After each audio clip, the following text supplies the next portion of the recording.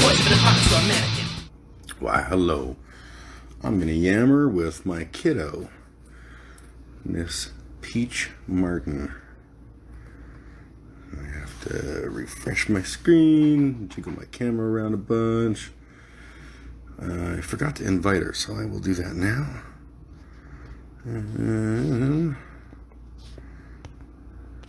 There we go, invited. And I will send her this link. Oh, she's watching. Bring them on camera. Approve.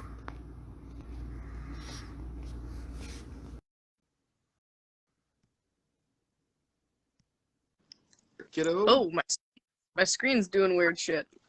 I thought it wouldn't do it up here. What's it doing? Can you not see that it's like having a seizure? It's flickering, yeah. Okay, I'll move. Technically, it's me who will have the seizure if you keep that shit up. Yeah, I'm gonna move. I shall go to the kitchen, Excellent. where it hopefully will stop flickering. Oh, look at that. Wow. Flicker free. That's awesome. Do you have like a backlighting kind of feature that was like maybe going, hey, I should like do stuff a bunch and go, oh no, it's too bright. Oh no, it's too dark. Oh no, it's too dark.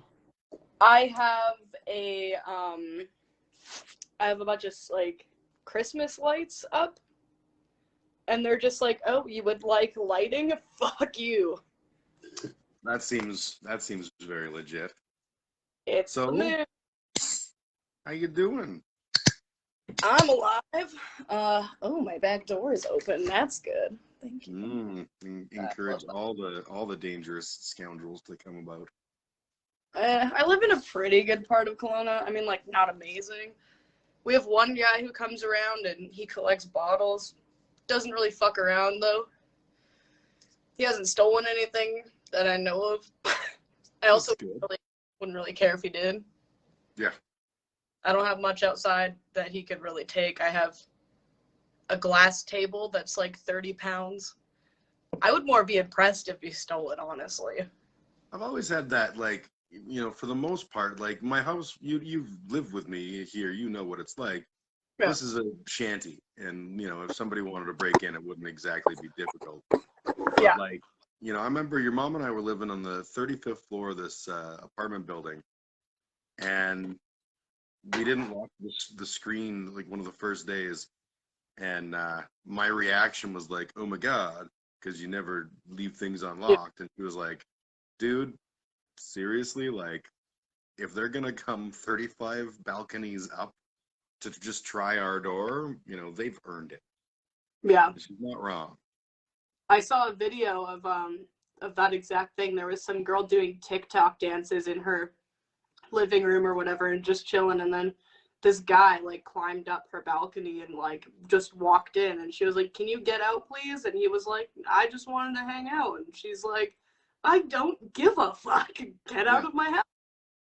Turns out I didn't want to hang out, you creep. That's why I was in my fucking house.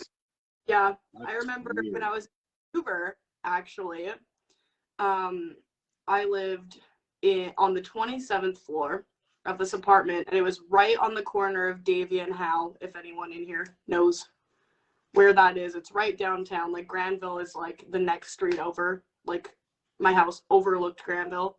So I was on Tinder, and I was living in a room that was all glass. Like, it was all windows. And I was in there, doing my thing, chilling, drinking with a friend, and we're like jumping on my bed or some shit. I forget what we're doing, but we're just like fucking around. And this guy, the window was open, and this guy yells up from 27 floors down and is like, let me come hang out with you. And like, I was like, no. And I closed my door, and he had super liked me on Tinder and then messaged me and said, I was the guy that was yelling at you to come hang out. And I was like, that's super fucking weird. Don't do that. Like, I am by no means a Lothario, but I feel like what that means. A stud. But Okay. I feel like if you want to meet someone, probably the approach to take that would least work is screaming at them from 27 floors below.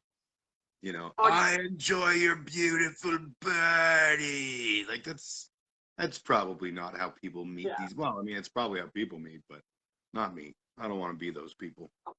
I'm good on that. You know, Personally, I would pass. hard Solid pass. pass. Yeah. But now I have a house in Kelowna where there's not crackheads all the time. There are still crackheads. A There's lot. crackheads. Not near my Crack, house. Like I'm like crack. a couple blocks from the hospital, so they're like they don't quite make it over here. You know, they Mm-hmm. kind of like, fuck off and pass out somewhere near there, but not Yeah. quite at my house. So I'm kind of safe. I'm a couple I blocks.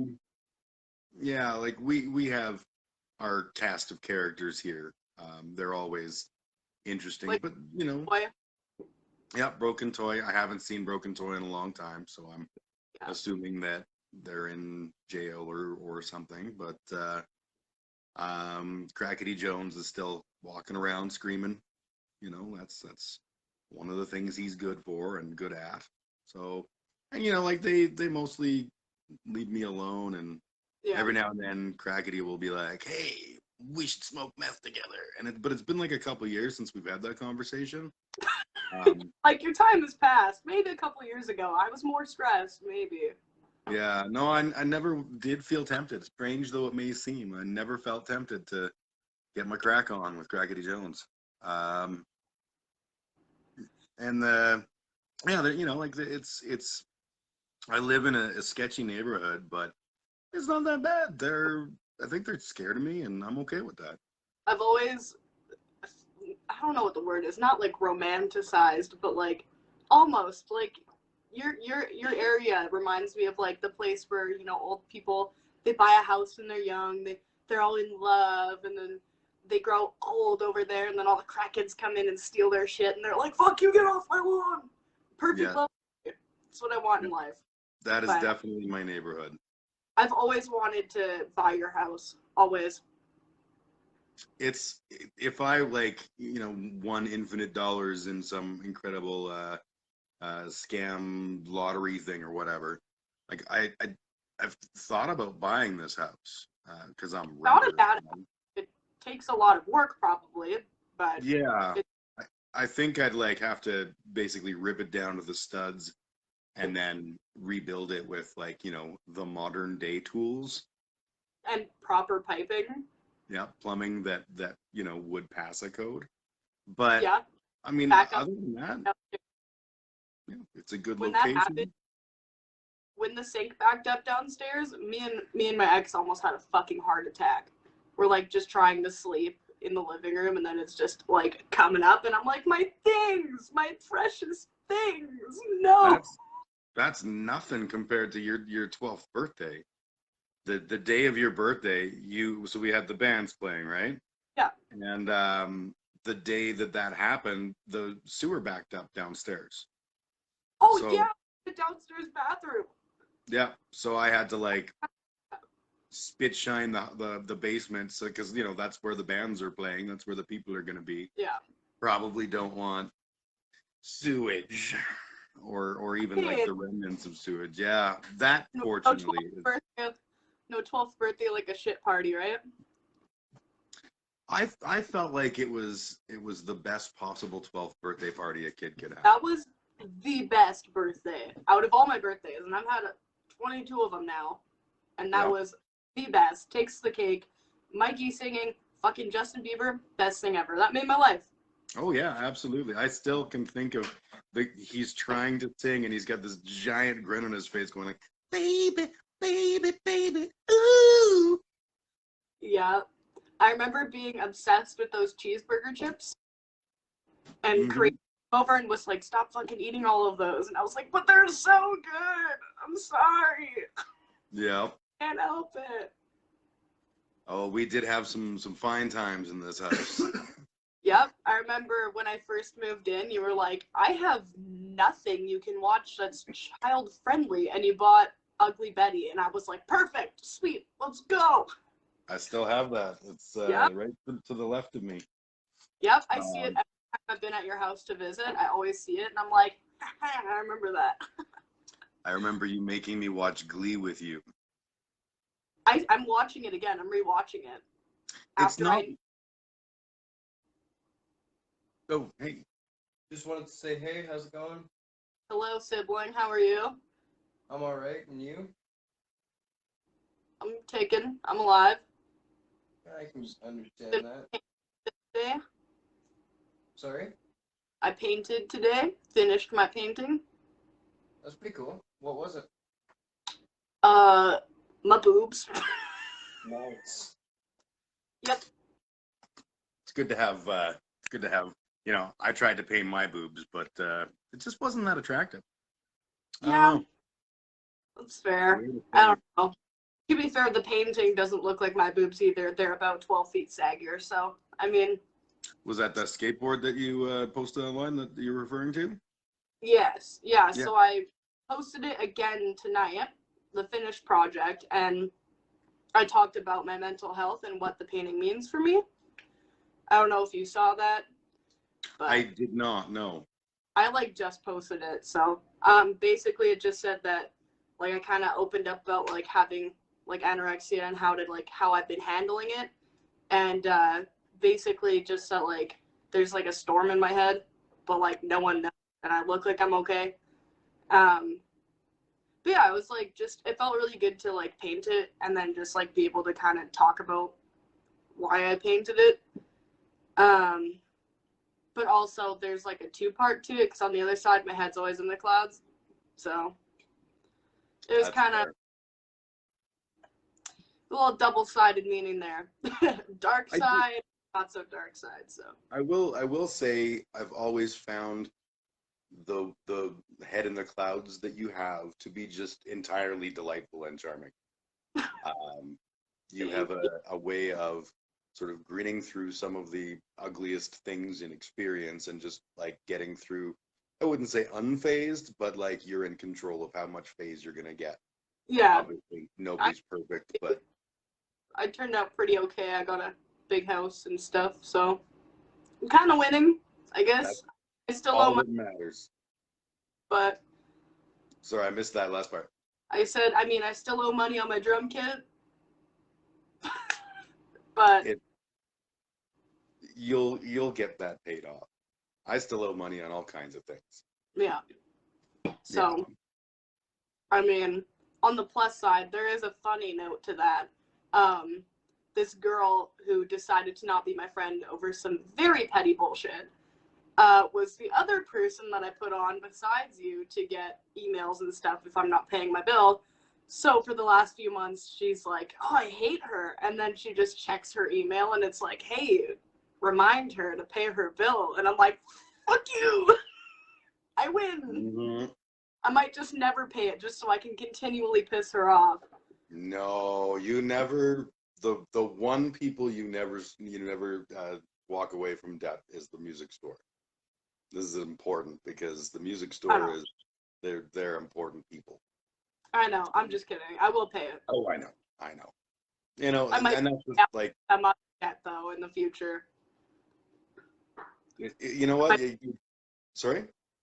Maybe I'll use her email to make a Netflix or something, and then just like get the password wrong a bunch on purpose, and just like fuck with her that way every once in a while. It's the nice thing about the world that we live in is that there are so many ways to just shine a little bit of light in the dark people's hearts.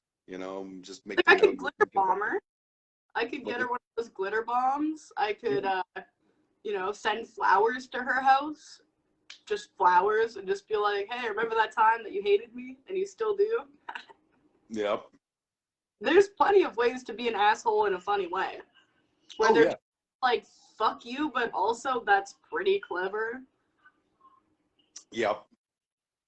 Yeah, I figure if you're gonna be vindictive, you might as well be vindictive with a little bit of style. right? I Yeah. mean, like, it is really funny that she's still getting emails and calls and stuff about my missed bills, but also, like, there's some funnier ways to fuck with her for sure. Oh yeah. Down Yeah. low friends, so it wasn't even an asshole move. It was just I needed 2 people, and I was like, there we go, Claudia, you can do it. But, Yeah. I mean, pretty fucking funny. Yeah. I'm happy for you, though, because you're also getting them. Actually, I don't get them, which kind of surprises me. Like I would assume that if they were gonna like actually go after somebody, it would be me. Yeah, I get emails every day, at least once a day. Yeah, Calls. I mean, it, whatever. yeah, it's a thing. You'll get through it. Yeah, I'm like, I'll pay it. Yeah. Just poor right now. I went through that for so many years, with just like, abject poverty joy. And I'm now in that unique place where I can I don't have extra, but I have enough to keep everyone from calling me angry and stuff. And I'm pretty okay with that. Yeah. It's a pleasant change. The sensation of when the phone rings, there's no fear. That used to be a thing for a long time. You know? And now I'm not. And I'm like, all right, cool. When the phone rings, it's usually, well, it's the CRA scam, but no one calls me. It's also your children. My children don't typically call. You call on Facebook Messenger, which is a whole different ringing experience for me. I guess, yeah. The boys just yell at me because they live here.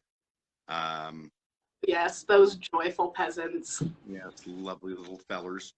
And Abby's not really a phone call person unless she texts me first, and she'll be like, "Hey, how's it going? Are you free for a second? I got to talk to you." But mostly she prefers to just send me messages on Facebook, usually with no context. So it'll just be like she sends me a note that's like, "I enjoy dogs," and I'll be like,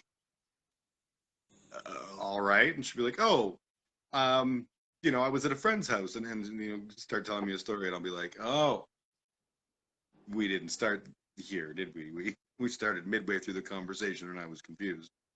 Yeah. Yeah. Good times.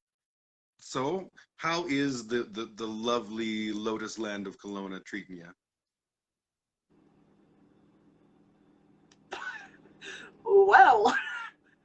That sounds like I might open a can of worms. You're definitely opening a can of worms. So it's Kelowna, it's nice, it's warm. I can't complain. I love it here.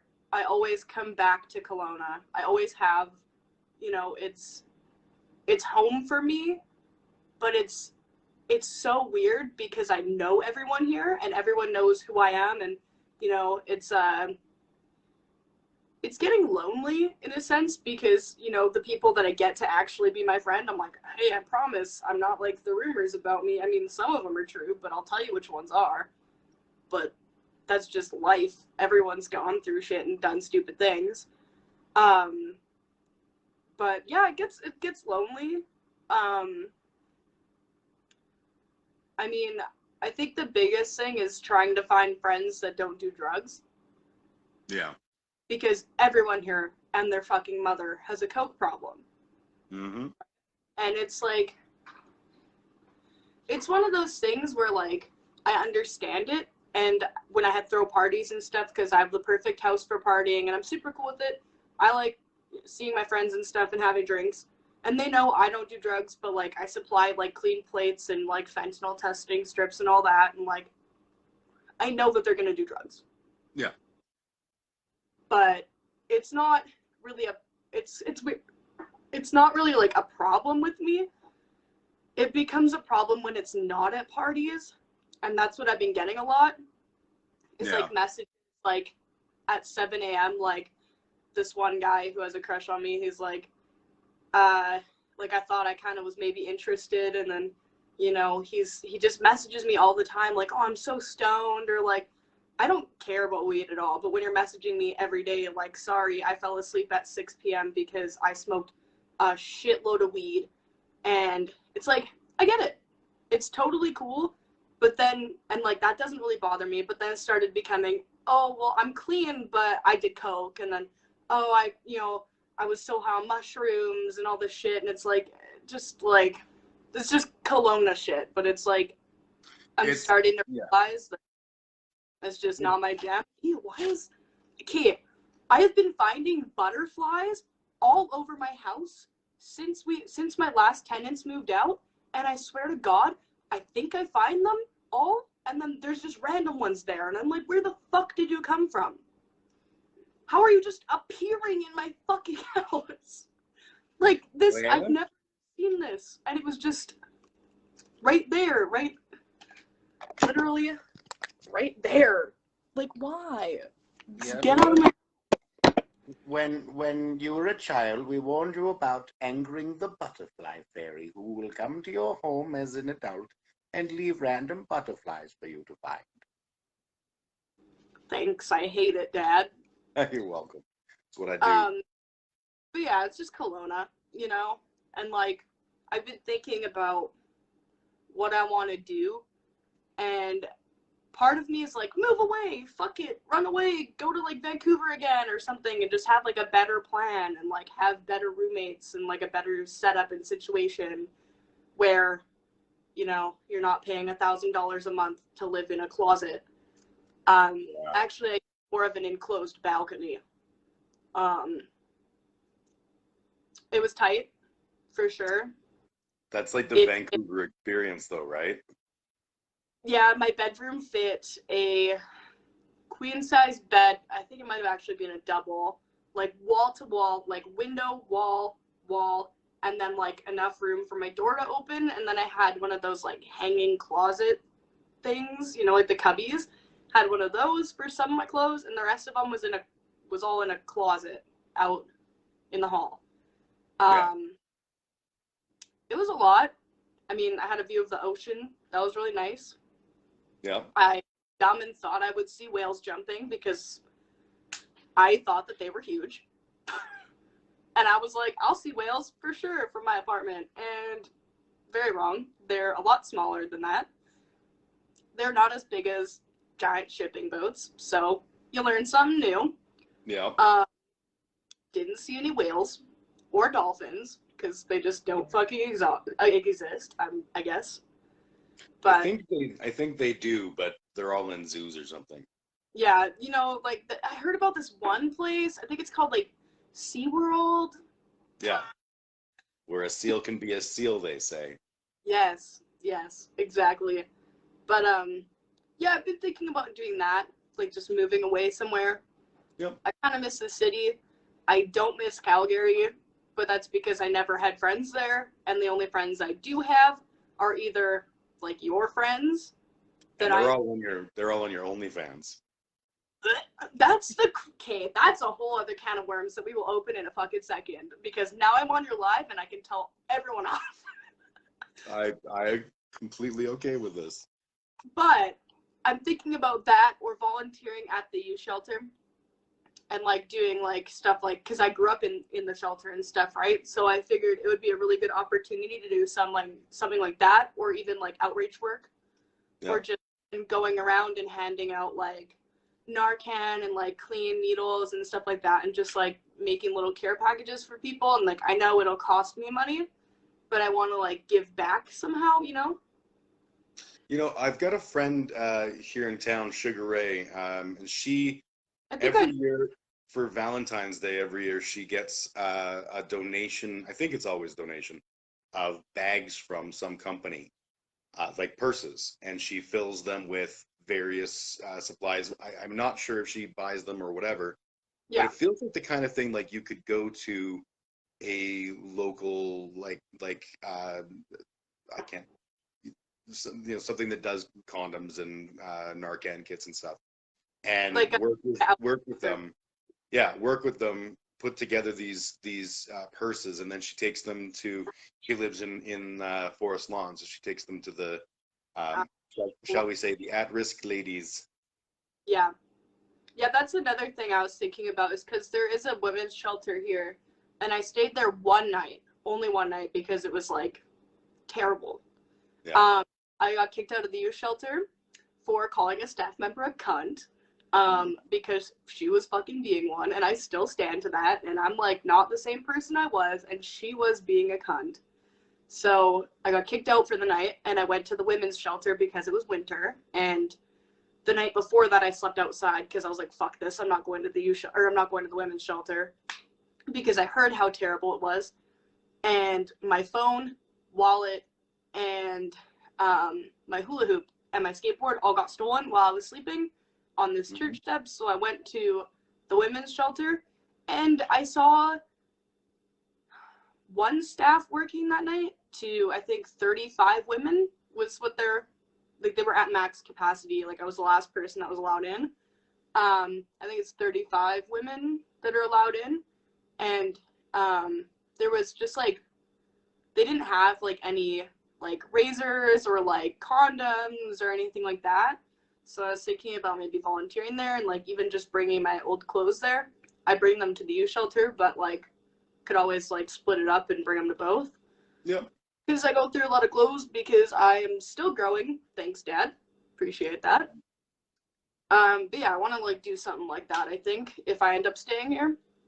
Well, that's cool. Right now I'm just painting. Yeah. And I'm sick of it. I love it, but I'm running out of ideas. Well, and part of the problem is with the quarantanglement we live in, you know, even when we're not in a direct, like, stay in your homes kind of thing, you still don't go out much. You still don't, you know, socialize in the same way that you're used to. And so the four walls you live in start to feel pretty tight and you know, doomy. I know I feel that, you know, and there are many times where, like, I wouldn't even care if it was like the shittiest bar with the worst bands. I just want to, you know, go out in the world and be at a gig. Yeah. I was talking to someone today that's in Calgary.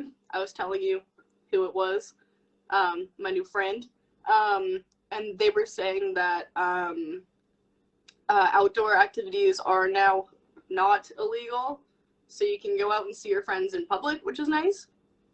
Yeah, I actually have not kept up. The most recent announcement from our glorious leader, Jason Kenney, long may he reign in over all of us with his hands on our hearts.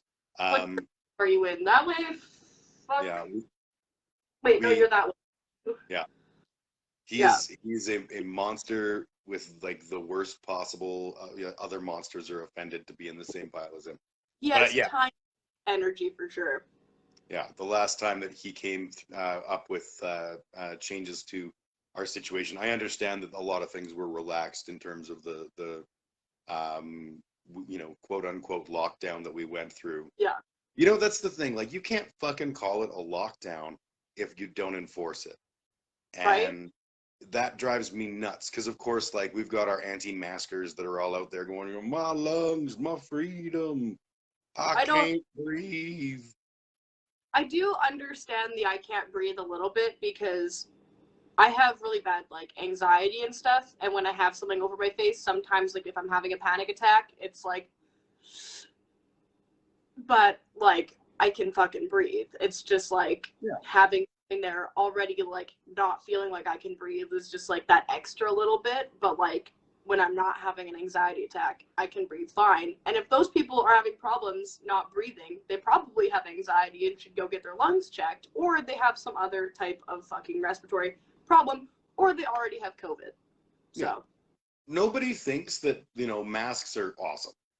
I like the fashion part of it. I enjoy, you know, wearing bands on my face. That's cool. I've got some cool. Yeah, like, if someone was to say to me tomorrow morning, there's no more pandemic, there's no local flus, there's nothing, it is perfectly safe to go out without a mask, I'd be like, yeah, cool, I'll just go out then, right? Like, I'm not motivated to wear a mask for anything more than simply protecting the people around me. And that's enough. I don't need to be a dick about it and run around going, nah, my freedoms, my liberties. And the people, like, and I feel like this is probably true no matter where you go, but the people that are out there screaming in Calgary is like, the Street Church, which is the borderline white supremacist organization, and it's all of the quote unquote patriots, the guys who are looking at the states and going like, them Proud Boys make a lot of sense, and the Proud Boys that we have here and shit, like it's garbage human beings being garbagey, specifically because I don't think we have Proud Boys here. Pretty in sure Kelowna? it hasn't been. Sorry, you said you don't have Proud Boys in Kelowna? Yeah, I don't think so. I haven't heard anything about them showing up to any of the protests. There was one here, and I didn't hear of anything, but the person that put it on did get fined a lot of money. Shocker. Yeah. Super surprised. And they were chanting give us our freedom, blah blah blah, but then they're also all posting about facial recognition, and I'm like, if you're worried about facial recognition, why wouldn't you wear a mask? Yes. The logic is lost on them, right? Yeah. They're the same people that are screaming into their phones that, they're going to get microchipped if they get a vaccine. And you're like, dude, are you aware of the technology in your hand right now that Yeah. I can hack and I can tell you where you fucking are right this second. I have Snapchat. So does Jake and Seth, I'm sure, and Abby. We all have. Everyone has Snapchat now. Your location's on. Keep it on, which most people do. I do, because I don't really care if people know where I live, because I have thousands of people on Snapchat, and I think about that sometimes, and I'm like, anyone could know where I live. Yep. But no one showed up. That whole Snap Map thing, that blew my mind when I found out that you could just open up a Google Earth kind of view and zoom into a city and be like, I wonder if there's any Snapchats that have been posted recently here. Oh, look, there's one. And I did it for all of about 10 seconds just out of curiosity. There's a girl in my neighborhood who is probably 15 and likes her bong. Are And you it was listening? My roommate's listening to Single Ladies. I don't know what that is. I hate it. Oh, you mean oh. All single ladies. All single ladies. Yeah, watching TV with ADHD and no subtitles, and that's why it's Oh yeah, that's fair. It was the lyrics were all jumbled, and it said watching TV without subtitles with ADHD. I feel that. But yeah, the anti-mask people here, they're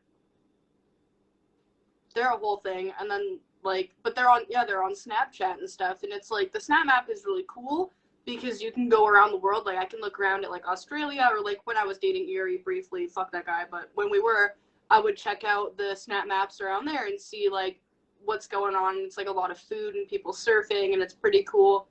You can go look at the Snap Maps that are on fucking Auckland if you want to, or stop laughing. My roommate thinks I say Auckland weird because I can't say just Auckland. I have to say Auckland. I say Auckland because I don't know. My mouth just doesn't it takes a lot to be Auckland. I don't know. It just sounds like you're next. I'm from fucking cousin fucker Alberta. It's what's up. Yeah. To People. be fair, though. To be people fair, do she's a pretty tell I'm cousin. from. They know. Yeah. Oh yeah. Yeah. It's there's no hiding the Albertanness of a person. Yeah. My roommate from Manitoba, so you're better than me, and I'm like, oh, so's my dad. She's from Winnipeg. My first words were Winnipeg. Fucking kidding me? Yeah. But yeah, okay, so this can of worms we need to open. Yes, the important message that people need to hear. I will give you the floor. If you're friends with my dad and you are not my age, do not be creepy. Stop trying to fuck me. It's not going to happen. There's been many, I don't understand. It's not just the 2 times or whatever, where it's just oops. It's multiple people that are your friends. Subtitle fans, or like will slide into my DMs, like the one who shall not be named that was like, want to share a bunk bed? Yeah, yeah. That You was- sent me screen captures of that, and I was like, I'm gonna have me a word. Yeah, Yeah. like I don't know, like, what would possess someone to be sitting there and like looking at someone who is clearly, significantly younger. And there's always the same bullshit like, oh, that's your father? I did not realize. Yeah, Or even better yet, no. When I said we should have sex, I meant platonically. yeah, like no. Plus, like, I mean, luckily it hasn't been anyone that I've known like a long time. But like, I mean, I knew the one guy since I was 17, Yep. and like we went on a hike together with my ex and Mikey, like so fucking weird. Just ugh, Yeah. Yeah. disgusting. My reaction to that was I was very public about my not being impressed about it, and I didn't like name names, but I certainly, when friends of mine messaged me and like it's nobody I'd know, and I'd be like, oh, this is who it is, motherfucker. Yeah, there's a couple people like Nate messaged me and Shayla and stuff, and both times it happened, they both messaged me, and so did like Mikey and stuff, and like a couple people, and I was just like, hey, this is who this is. Or Yeah.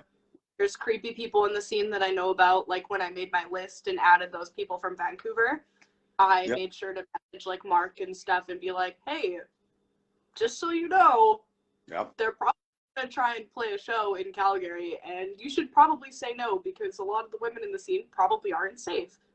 Yeah. And Because we I take that witnessed shit that, serious. Yeah. and like I just don't put up with that. The scene in Kelowna itself is so creepy, and it's funny because a lot of the people in Calgary, I mean in Kelowna, don't understand. Like I've been going to shows since I was 14 in Kelowna, and I've had so many creepazoids, like just schmoozing me, and I'm like, you don't know who I am. And it's like,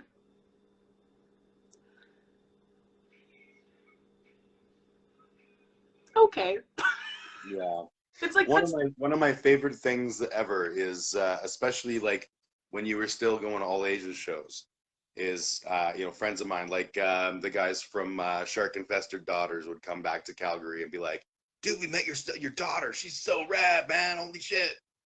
And I And would then giggle and vocalist guy ended up being a complete dick to me for no reason, and I was just like, it's not Nope. for no reason. He's actually kind of that way to everybody. Like oh, I've never really known him that well, but he's always been good to me because I don't know what the fuck, but yeah, I've seen him at shows doing things that I'm just like, you're a fucking dick.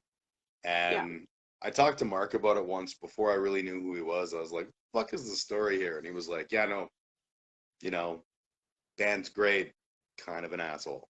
yeah. They Yeah. are great though. I love their music, but just kind of ruined it for me, Yeah. Like I did photos for them and stuff, and then I was like, do you want the photos? And he was like, no. And I was like, okay. Yeah. Turns out I don't want to give them to you, asshole. Yeah, I was like, good Yeah. time to take photos of your set, and you don't even want them. That's cool. Yeah. And The only person in that. Sorry? They were free. Like I was like, you can just have them. Like I'm doing this for free just because I like it. And he was like, I'm good. Yeah. Yeah, he's definitely a character. The only person in that band that I ever really knew remotely well was Erica, and I don't know Erica very well. Like, I don't know well either, but yeah, I will slide into her DMs, but in different ways. She has a real like hardcore, awesome cosplay, like sexy girl kind of Instagram thing, and I will, every now and then, I'll be like, I really like that black wig. And then that will be the end of the conversation. It's not like, and also, maybe we should have a discussion about lewdness. It's just like, that's a fucking awesome black wig. Yeah. And it's because it's an awesome black wig and not because I want to touch your biddles. Yeah. And because you're one of the sole good people I can honestly say are in the music scene in Canada that I would actually like 100% be like, wow, not a creep.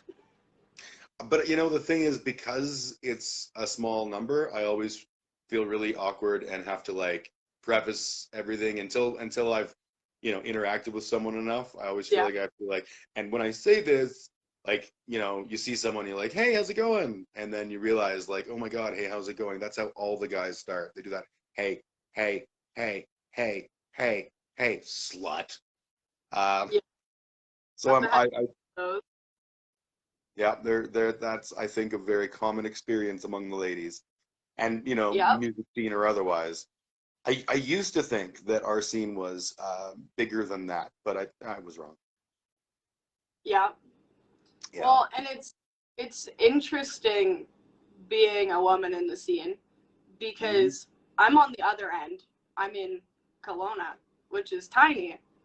And I've never really been to bigger shows in Vancouver because even when I lived there, I got banned from the metal scene or the hardcore scene, sorry.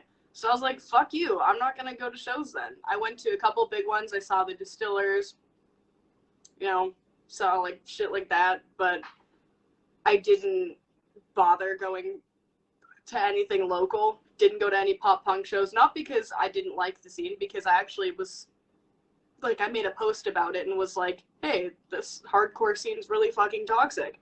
And someone was like, come to the pop punk scene. We're awesome over here. And I was like, I will. And then I just never knew about shows when they were happening. Yeah. But it's weird to me that after going to so many shows and knowing so many people in the scene, I know shit about people I don't even fucking know or I've never met. And it's like, at least people are starting to speak up now, because when I started in the scene, it was like if someone was being creepy, you just didn't say anything. Yeah. So it's like now, because there's such a small scene in Kelowna, right? Like if you were to say anything about anyone and be like, hey, this guy's super creepy, then you just probably wouldn't be able to go to shows anymore, because that was when still it wasn't talked about and it wasn't really as big of a thing in like cancel culture and stuff as it is now, right? Whereas now if you say, hey, this person did this shitty thing, it's like, well, fuck them. Yeah. And But you know, the thing is that I've been involved in a number of different, you know, in-group type of things, not necessarily just music, but in all kinds of different ways. And the one thing that I've really started to recognize about them is nobody wants to call out their own scene. Doesn't matter if it's Dungeons and Dragons or work or you know, any of it. There's that idea that, you know, the world is shitty and there's shitty people in it, and you know what, if I just like whisper and go like, don't go near that guy, that's gonna be enough. And I know my scene was absolutely like that. well, And I had a show and I told you about someone that was there, Creepy Steve.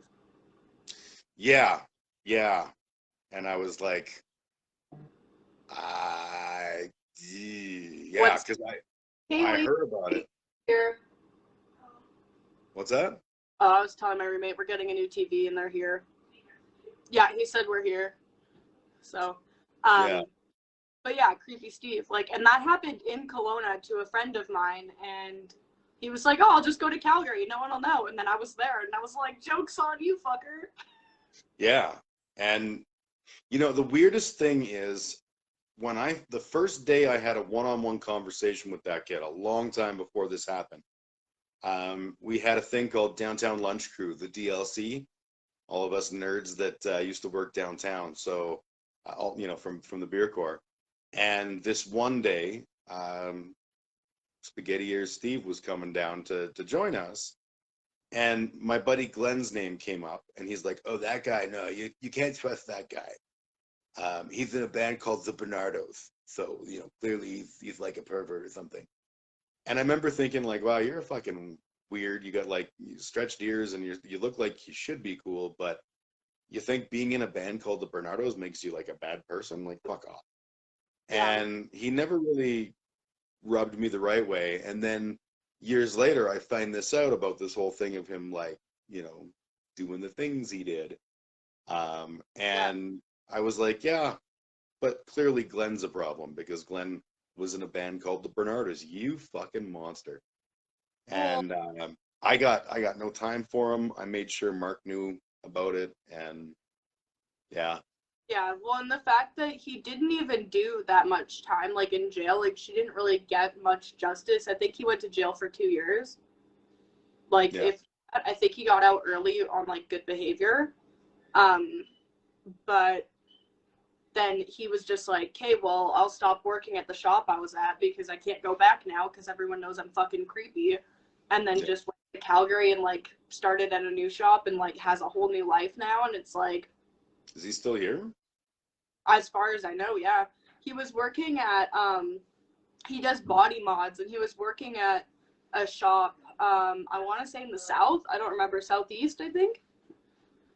I can find out and tell you, but Send me a note just in case if I know the people, I'll make sure one way or the other. I know that it's not the shop that you and Karina keep telling me to go to get my ear sewn up. But yeah, I feel pretty confident that Doug and Dan would do background checks and stuff, and that one would not be a hard thing to find for her. Yeah, dude. Yeah.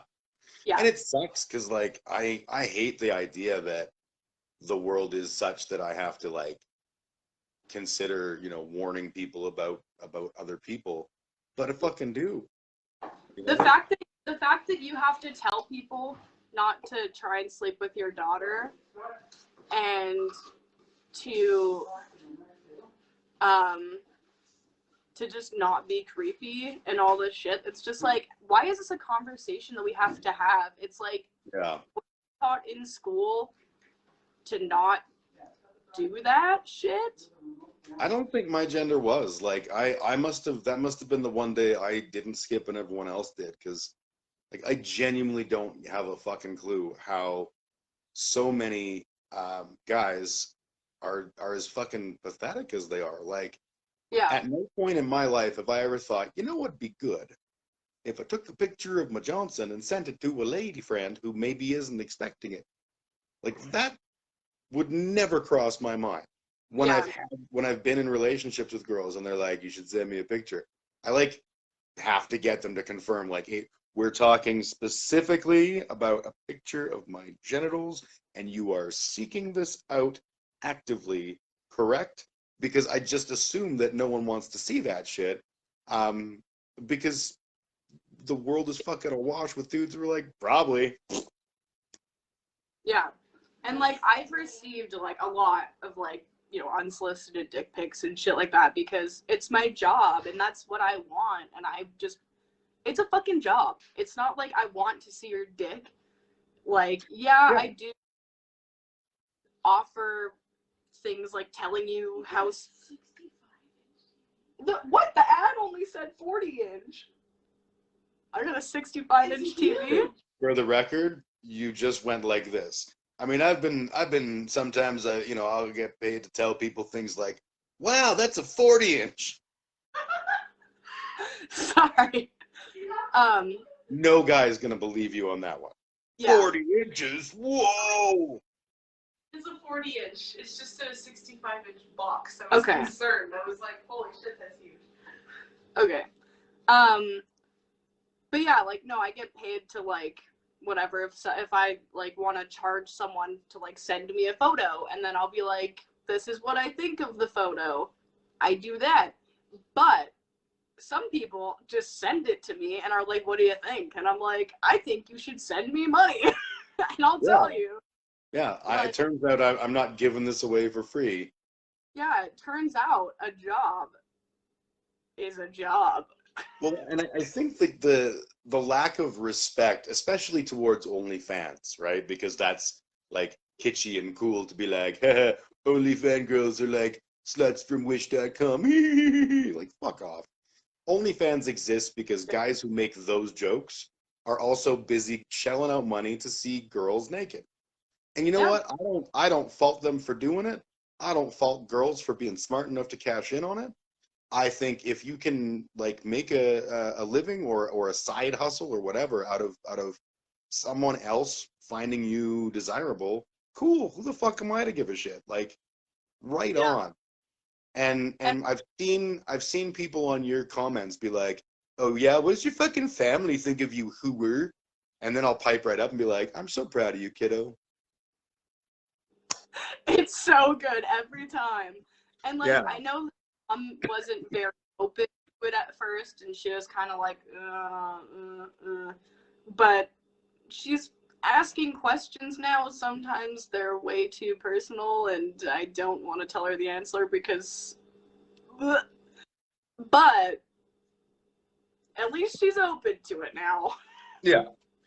If You anyone's know, that was Karina, right? I didn't quite hear who you said. oh no, my mom. Like Oh, Becky. your mom. Oh, I thought you were talking about Karina because yeah, your mom. I'm surprised she's even remotely okay with it because of the whole Mormon thing. I can tell Karina about it, and like we talk. Like I say, like, yeah, I'm still doing this for work. You know, it's casual. She's not like, what did you stick in your butt today, or something like that. You know, Yeah. which is what mom does. She asks the more personal questions, and I'm like, I'm not going to tell you that. You're my mother. But not, she doesn't ask literally what I put in my butt, but like, she asks questions, and I'm like, I get that you're curious, but don't ask. You're my mom.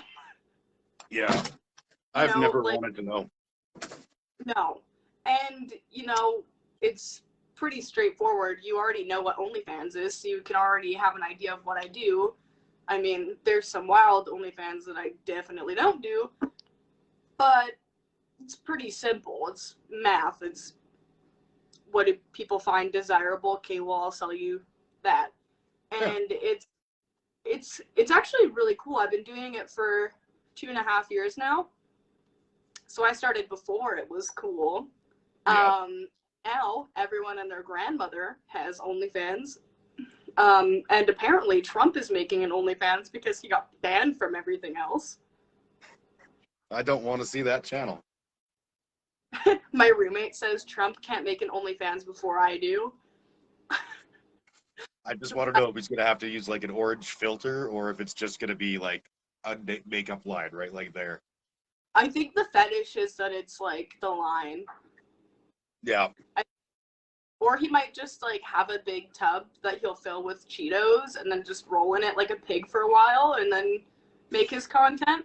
I don't know if he's gonna do, because OnlyFans isn't just for nudes. They're like, you can do it, like bands have OnlyFans.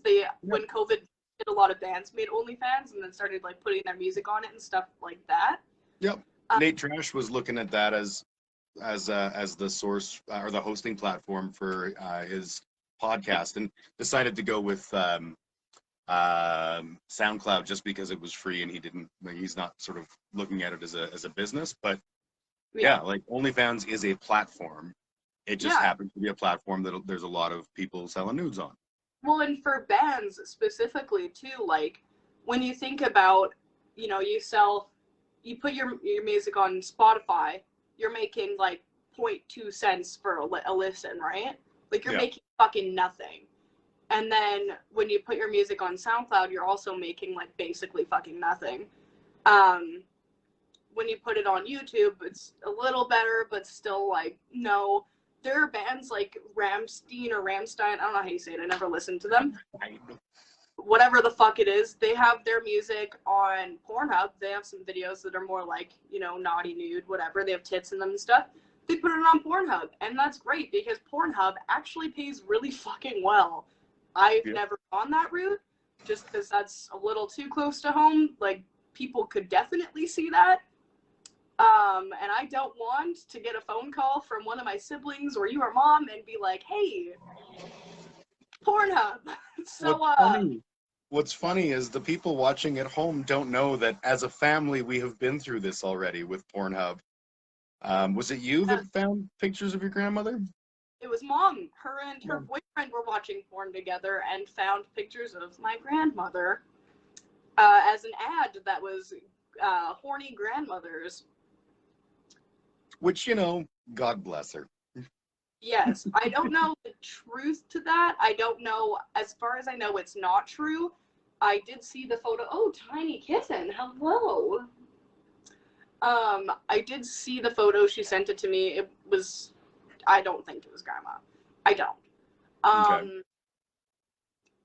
It didn't look like her enough for me to be like, maybe if she had plastic surgery and a boob job, I'd be like, yeah, sure. But I genuinely don't know if it was her. It looked like her, but now that I'm thinking about it, I'm like, it does look like her, but probably not her.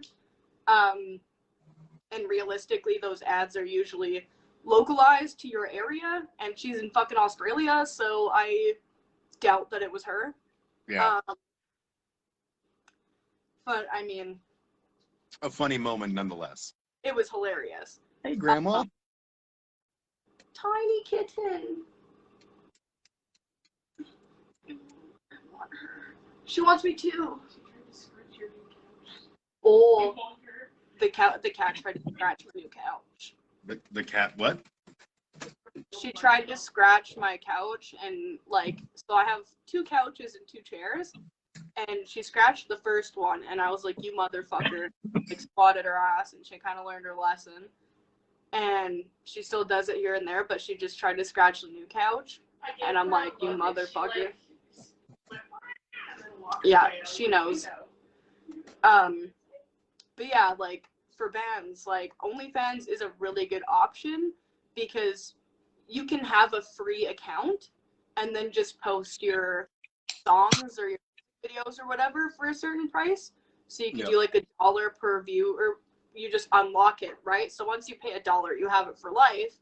So if you want to put some more if you want to put some secret tracks on there, or you want to record something just for there that you can only get there. Yeah. Tarot readers will put their personal readings behind subscriptions. Yeah, so you could do it for tarot too and stuff like that. But Yeah. For bands and stuff, it's a really good option because even using what's it called? The website thing where you go on, I can't remember the name of it. It's the website that usually has lyrics and stuff with the videos. No, it's for local bands, smaller bands use it.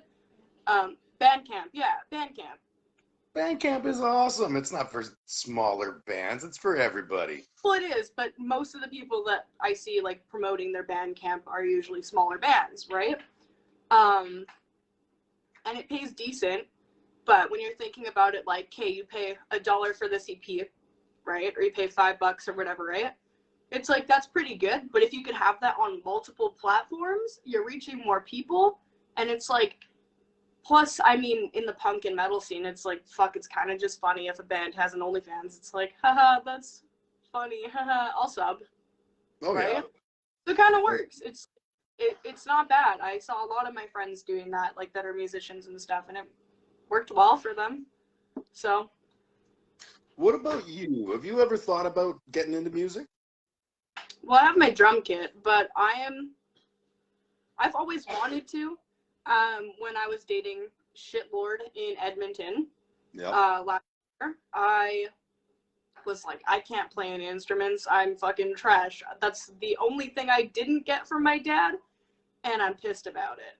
And they were like, no, everyone's got an instrument. And I was like, there's no way. And then I thought about it, and I was like, well, Mom plays fucking, I don't know. She plays saxophone. Abby plays trombone. You play fucking everything. Just a fucking god over here. A very, very tepid god. But I was like, I've got it. I'll give it a try. So I started with, they just handed me a guitar, and I was like, yeah, not this. Nope. And then I tried my other friend's bass that was there, and I was like, also not this. Mm-hmm. I have small hands. I'm like, no, not for me. And then my friend was like, handed me his drumsticks, and I was like, okay. And I like hopped on the kit, and they were like, just do this. And I was like, okay. And then I ended it with, and I was like, hey, this is for me. Cool. Yeah. You have to master the most important drum thing is to go, I like to play. Ding. Yeah, I know a couple basic drum patterns. They taught me bad habits out the get-go. So I had to unlearn those. And then I had a drum lesson with my friend who I believe now is the drummer for Apollyon. Okay. Hi, Gaia. Bye, Gaia. Hi, bud. She looks like Betty, and I sent Karina a picture, and she's like, she doesn't look like Betty. And I'm like, bro, she does. But, yeah, so I had a drum lesson with him, and I got the feel for some of the drum patterns, but then COVID. Yeah. So, and I'm not the kind of person, people are like, oh, just watch videos. And I'm like, oh no. If I do that, I will never learn. I don't the one band I'm in, Bodies of Everest. It's a prog metal band, so it's all these strange timings and strange everything. And Reno loves to send us videos and like, check out this really cool like explanation of how they came up with this song or whatever. And I watched like 18 to 30 seconds. Yeah. And I'm like, that was cool. Ooh, I bet there's a good something else on the internet now. It's just not my thing. But yeah. I did look at with getting into guitar, I started looking at like simple how to play guitar things because I don't fucking know, and my hands are giant mutant hands and all this stuff. And I was I was getting a little bit of places with it, but then my buddy, the band Without Mercy. Yeah, I have one of their shirts. Yeah, DJ is their guitar player, and he's a homie for years. And he'll do things like he'll just out of nowhere message me and be like, you gotta have 5 minutes, and I'll be like, yeah, and he'll be like, cool, and we'll video chat, and he'll just like download all of jazz into my brain. And I met DJ. I don't know. He's from Vancouver, so I feel like I have. I know that I've shows and stuff, so like I've seen him, but I feel like we've probably met. It is entirely possible. There's one thing I know, it's that if you say you think you know one of my friends, you probably know one of my friends. I'm just that kid. But you are, and that's something I find tremendously awesome about you is like I was saying earlier, people would come back and be like, dude, I met your daughter in Kelowna when we were on tour. She's so rad. And I'm like, yeah, she's all right. Yeah, I met, I remember meeting a few people. I remember I was just skateboarding home one day from the bar and I was hammered. And I saw Matt, I don't know how to say his last name, but I read it on Facebook as Yeomans. I don't know how to say it. But he randomly yelled at me and I had my headphones on and they were outside of Muniz. And I was like, what's up? And he was like, you're Jim's daughter. And I was like, yeah, I am Jim's daughter. And he was like, yeah, like he said to keep an eye out for you at the show. And I was like, oh yeah, I didn't know what was happening, so I didn't go. Lame. I chatted with the guys for a while and stuff, and they were like, well, we'll tell your dad that we saw you. And I was like, cool, I'm that kid. They're good fellas. Yeah, so I've definitely met a lot of people that know you, just even randomly, like randomly adding people on Facebook that I'm like, oh, you live in Calgary? I need friends in Calgary. Like my new friend that I was telling you about, I'm like, you live in Calgary, and I randomly added them. And then now I have a friend in Calgary because I have 2 friends in Calgary. I never was good at making friends in Calgary. Everyone's just weird.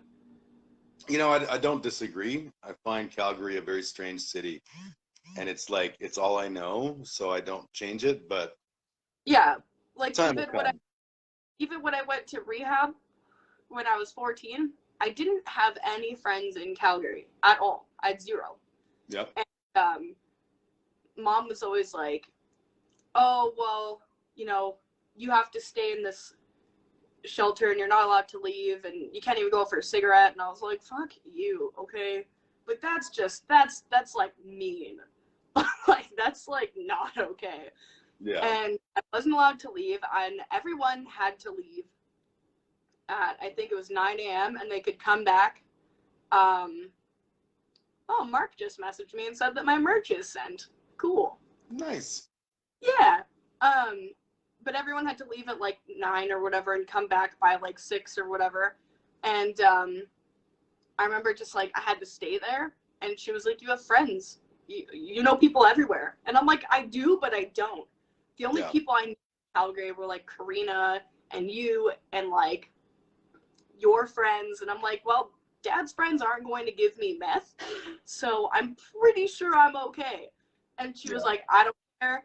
And then I was talking about it with her the other day, and she was like, "You have one friend in Calgary." And I was like, "Oh yeah? Like who was my one friend?" And she was like, "Stephanie Wallace." And I'm like, "That was grade 2. We don't talk. I don't even know her anymore." Like, that was grade 2, and she was my only friend. Yeah, your mom has a very interesting take on the world, and like she's the kind of person who, and I'm not sassing when I say this, I'm not like hacking on your mom. She has friends from like high school. Yeah. Well, her and And Chris, her friend, they've known each other that long. yep. And English John was like right after high school. You know, English John. Yeah, English John. He lives in England. John Is Powell. she the one that, is that the one that she went to Holland and stuff with? Yeah, she went to England with him, and then they went across to Holland with my old coworker and friend Raymond van der Velde. That's a mouthful. Yes, and he's a handful. But yeah, like she doesn't get rid of people very easily, except me. Ding. But like that's just how she do things. And I think in my head, I think that she really thinks that like, well, you knew a kid in grade 2, surely you're still friends. She has a really good memory. She messaged me, or no, she called me. She was on the train, like, I don't know, 6 months ago or something. And she called me and she was like, "Hey, do you remember your friend Stephanie?" And I was like, yeah, I guess. Like, I remember watching Scooby-Doo at her house with her hot brother. That's all I remember. And she goes, "Yeah, well, I just found her on the train." And I'm like, that's so creepy. How do you remember her? You knew her in grade 2. Like, how do you remember her? And she was like, we talked on the phone. She just handed me the phone and was like, "Hey, here's Stephanie." And I was like, hi. Hey there, Like, grade 2 friend. How's it going?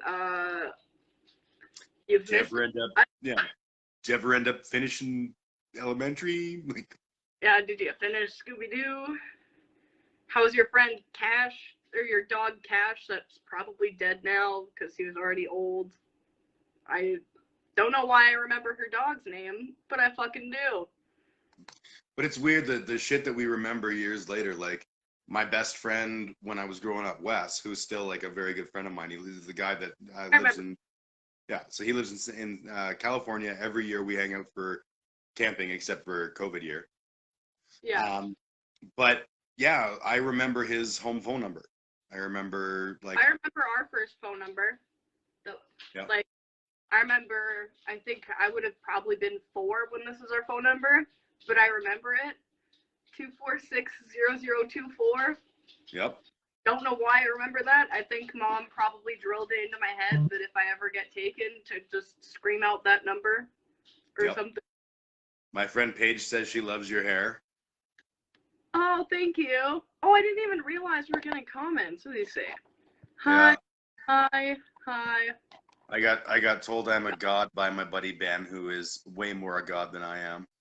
And then a lot of highs, and oh, Vanda said hi. I like Vanda. She's one of my old students. Oh, Chris Cowan said hi. He's a podcaster also. My friend Carolyn, she's planning on running for the government. Glad you knew I was talking about her. I was just gonna say, Jim, lol.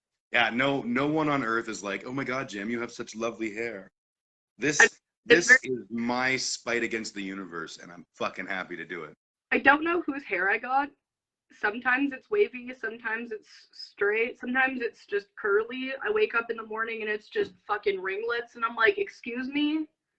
Hello? Yeah, you got my hair. My hair is the hair of anarchy. It is unruly and uncontrollable, and literally, like, this is the second time in my life I've been okay with the way that my hair works. The first time was when your mom and I were just married, and I figured out if I didn't put any effort in and just parted it in the middle and let it grow and didn't give a shit, then it would be all right. And then I shaved it all off, and then now I've got this sexy tuft of man fiber. I feel like one of the things about my hair too is that I've been using products for straight hair for so long that if I were to switch to like treating my hair as if it was curly and using like products for curly hair, I'd probably have super curly hair. Because I wake up sometimes, like I haven't showered in like 2 days or whatever, I haven't washed my hair, and I just wake up and it's curly, and I'm like, and then I wash it and then it's pinned straight, and I'm like, I probably just have curly hair and just don't treat it right. Yep, that's I was actually really worried about what my hair was going to do when I started growing it in, because I suffer from baby orangutan hair, and I kind of just decided that I would grow it in like a mohawk and see what happened. And my buddy Shaddy, do you know Shaddy? I feel like I do. From a band called In Vertigo. Okay. But he's a hairdresser, and he used to work in North Hill Mall, right, like spitting distance from my house. So Yeah. I would go to him, and he showed me like the little bit of products that I use, and what would be a good shampoo and conditioner, and I just kind of like let it do its thing. But I guide it into an upright kind of position every morning. Is that the guy that did Seth and Jake's hair and stuff too? Yep. Okay, yeah, I've met him. We went there to get Seth a haircut when I was still living with you. And yeah, I met him then. Okay, yeah.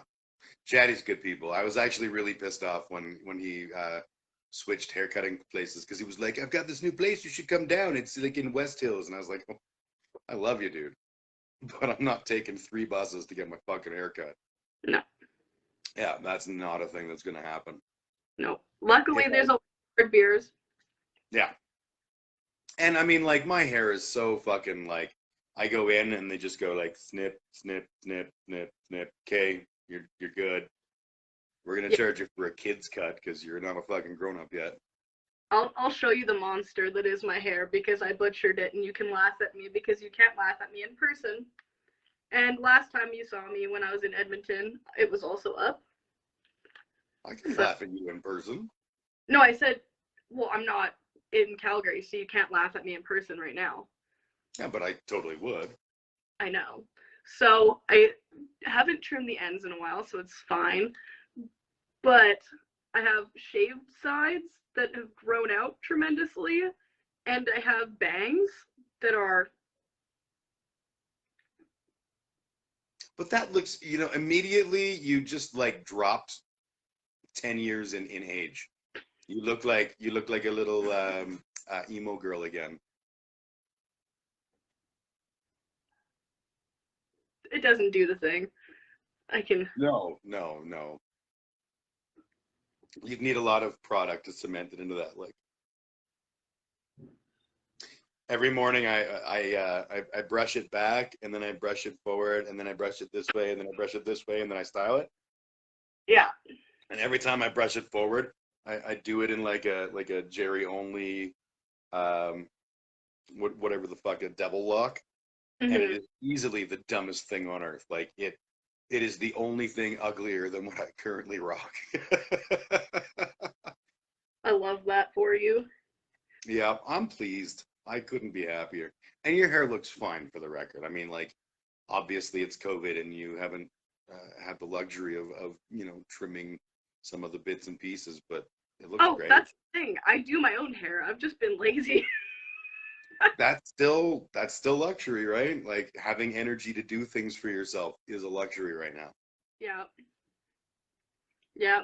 Oh, Hayden's in here. Hello. I don't know if you're still here, but hello.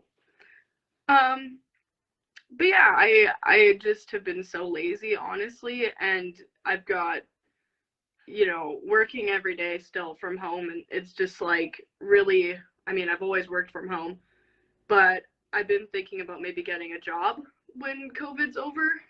One of my buddies told me to apply at the strip club, like serving or something, Yeah. and I'm like, okay, like realistically, I could do that, but at the same time, I've been to the strip club in Kelowna, and I've seen the amount of vomit that goes in and out of that place, and I'm good. Yeah. I don't need a snack. Yeah. I'm good. I can honestly say I would not work in a bar except in a live music venue. Yeah, And it's because people are fucking garbage and they're disgusting and they will you know what, puke though? everywhere.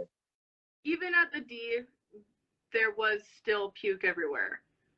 Like, not everywhere, Okay. but obviously people who you've told me people puked in like the urinal trough and stuff like that. I've puked there. I on my birthday one year, I drank a bunch. I wasn't drunk, but I drank a bunch, and I was at that I was probably at that like early stages of drunk. And then Yeah. Mark's like, "We're gonna do Winnipeg shooters," and I was like, "I don't know what that is, but all right." And a Winnipeg or whatever they called it, it was a bottle of Corona with a shot of gin in it, and then you tip it back and drink it like that. And I can't drink like that. Like, I can't guzzle beer. Never No. had that skill. But I was like, yeah, right on. Bloop, bloop. And as soon as I started doing it, I like, no. And then just no warning, no nothing. Just like puked everywhere on my shoes. And it's after hours and no one is any the wiser, right? And I just kind of go blah all over my shoes. And Mark looks down and he looks at me. He's like, "Jordan, gotta clean up." So Jordan cleaned up my puke. Awesome. Yeah. Normally I'm able to get to a bathroom, but that particular moment, I think it was the drink and the way that I was drinking it, and it just literally like I stopped and just like, Yeah. It's the foam that does it for me. And like the one thing that I don't have any regrets except for one. And it's specifically about you. I regret not being able to hang out. Hang on. If you're saying that as a woman you have regrets about me, that is a very fucking long group. Fair. No, I was just gonna say that I wish that when I lived in Calgary when the D was still open, it was in a more free relationship so I could go there more often without him losing his shit and spend more time there and stuff and like get to hang out with you at the bar and shit because I got to go there twice and then I had to bike home. Because he didn't trust me on transit and I didn't want to take transit and it was just I had to bike everywhere. So I would bike from your place to the D every time I went. And I went I think 3 times maybe. Yeah. I went and then I went once to Abby. Yeah. But I mean I did not understand that relationship. I have to tell you, like I didn't know how controlling it was. Even though you guys were like in my house, I didn't see anything that made me make that leap. But yeah. after the fact, finding out about that, I was like, how in the like you're a fucking spitfire. And this is the thing that, like, I often have, I forget how the world is. Hello, Kelpna. I forget how the world is, and I forget that, like, being a strong, independent, fierce, blah, blah, blah, blah, blah, that's all well and good. That whole thing, the creepy guy, abusive bullshit, is a different thing entirely, and it guides you down this awful path, that like, in my mind, I'm always like, well, my daughter should fucking know better, but I'm also working to fix that, because no, you should not know better. That is a process that somebody put you through to break you down to that level. So if I saw him again, I would definitely, he would be inhaling all of his oxygen through his scrotum. Yeah, and I mean, luckily, I have learned, and it did not take just him. I mean, the relationship before that, I would say, was worse, but it was a lot shorter. So the relationship with Cody was just all around, like, one of the worst things in my life, like, worse than the drugs. Because, okay, so the first relationship I was in, he actually, like, saved me from, pulled the whole, like, I'm going to give you Stockholm Syndrome. Or I guess, like, more complex, I guess. And then Stockholm. So, two movies in one, I guess. He basically, okay, so I was dating this guy, and he was, like, a meth addict, and I was clean. And at first I didn't know that he was doing drugs. And, it was just really toxic in that sense. Just, like, basically, like, he'd make me get him drugs because I was clean, but I knew the people still, so kind of worked out like that. And then he tried to literally murder me, quite literally, and I had to call the cops. And I went home that night and basically said I'd never see him again, and then kind of stayed with him for like another week, and then was like, what are you doing?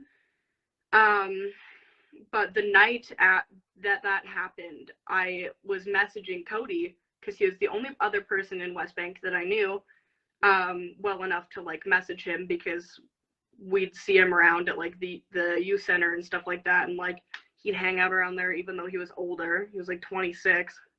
But I was like, it's someone who can get me away from someone that's literally trying to kill me. So I messaged him, and I was like, can you please, like, help me?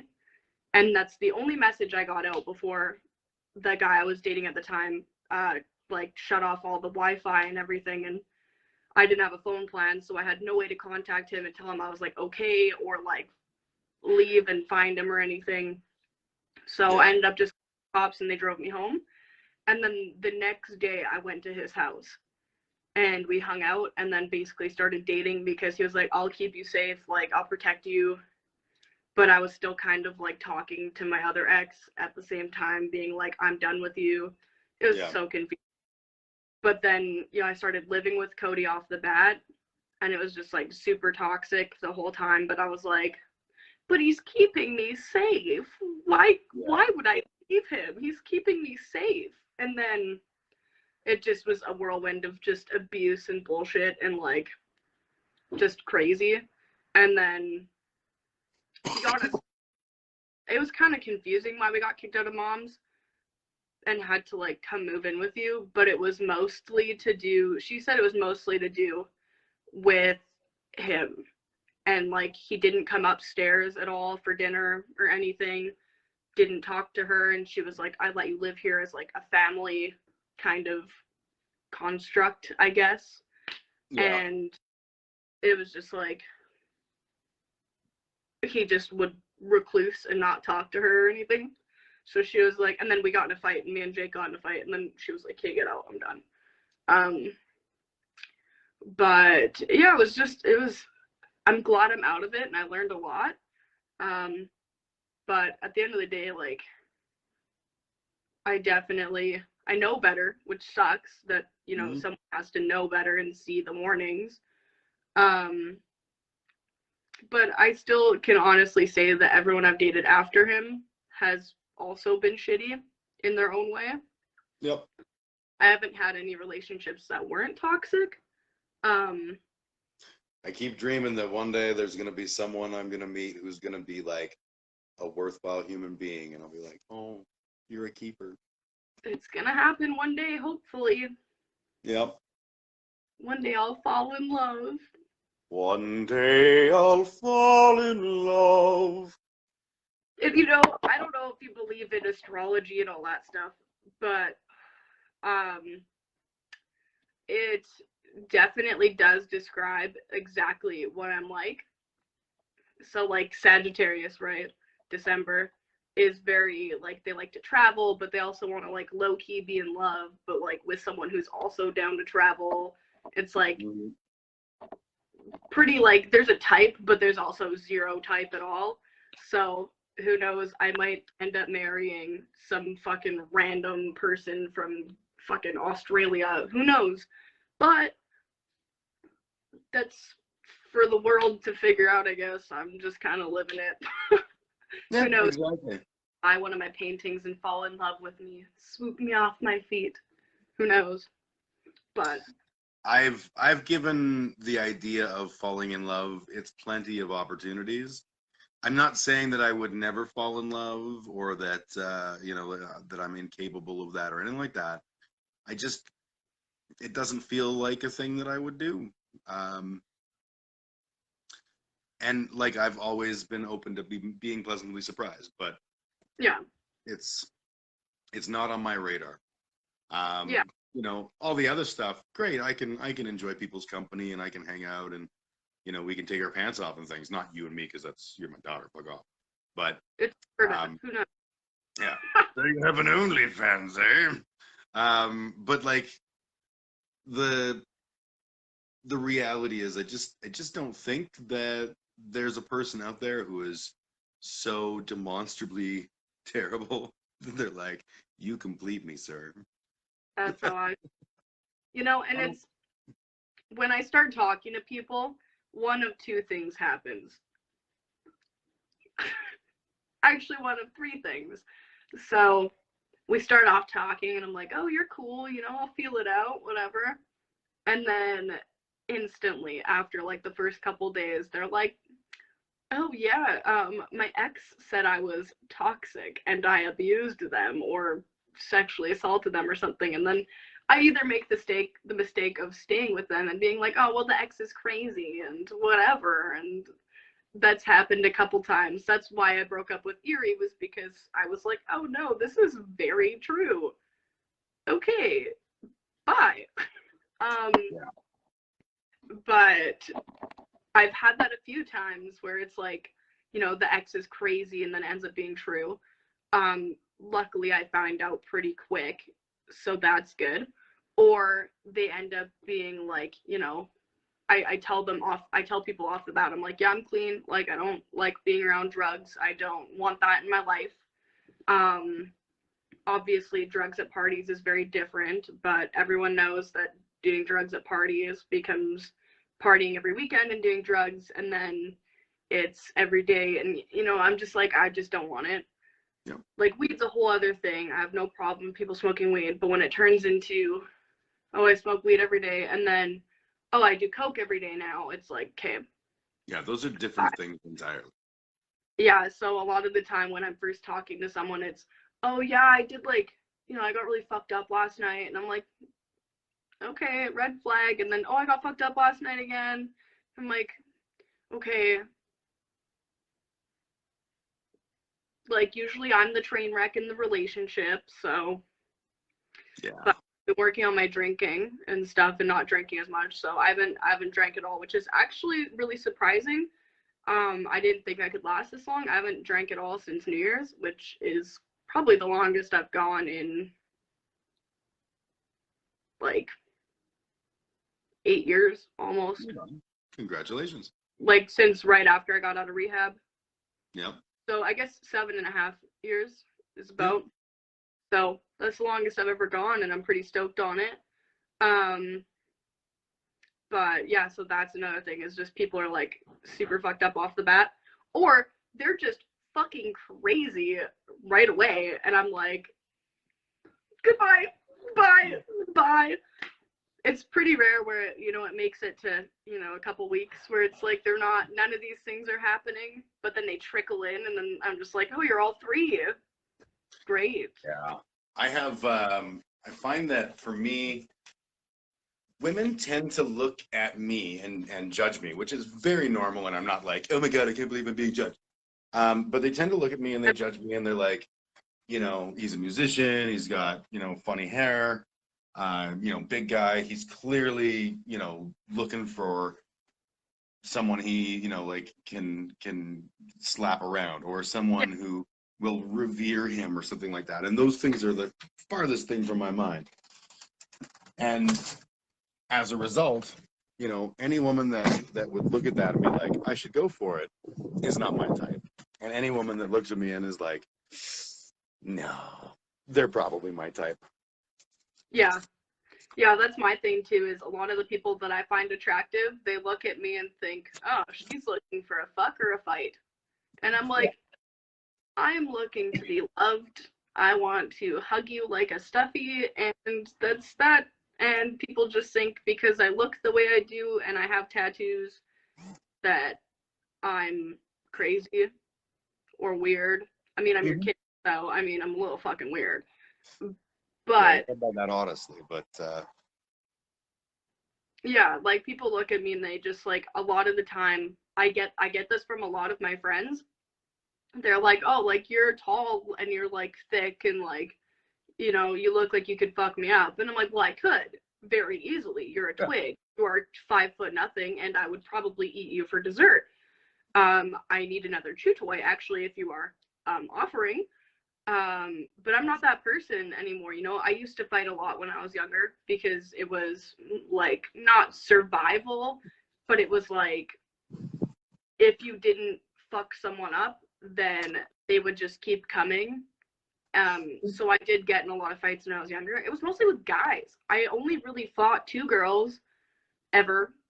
I did get in one fight, but that was because they were being racist as fuck, and I beat the shit out of them. But I was 19 or 20 at that point, and fuck them, rightfully so. They were in the pizza place downtown after the bars closed, and I'd been drinking tequila all night, and that's just never a good fucking mix. And there was these 4 Indian girls, and like Indian from India, not native, because it's fucking wrong and people shouldn't fucking say that, but somehow you still have to clarify. But they were Indian girls, and there was 4 of them, and they were in there, and they were swearing at the guys that were working, and it was this big guy that I know. He's the sweetest fucking man. Like, he is amazing. And he was working, and they're like, fuck you, give us our pizza now, it's taking too long, blah blah blah. And then my friend was with me, and he was black, and he was like, hey, like, chill out, like it's fucking 3 a.m, clubs are closed, everyone's drunk. Okay. Like, everyone's drunk, like, chill out, like, it's coming, it's fucking busy, it's packed. And this is like before it was in Denenzi's, which used to be a record store right next door, and they knocked down the wall. But this is right before they knocked down the wall and made it like a big restaurant with a pub. So it's tiny and it's full of people, and there's a lineup outside. And I'm like, I jumped in and I'm like, yeah, like, it's seriously, like, just wait, like, they're doing their best, and like, these are my friends that work here, like, just chill.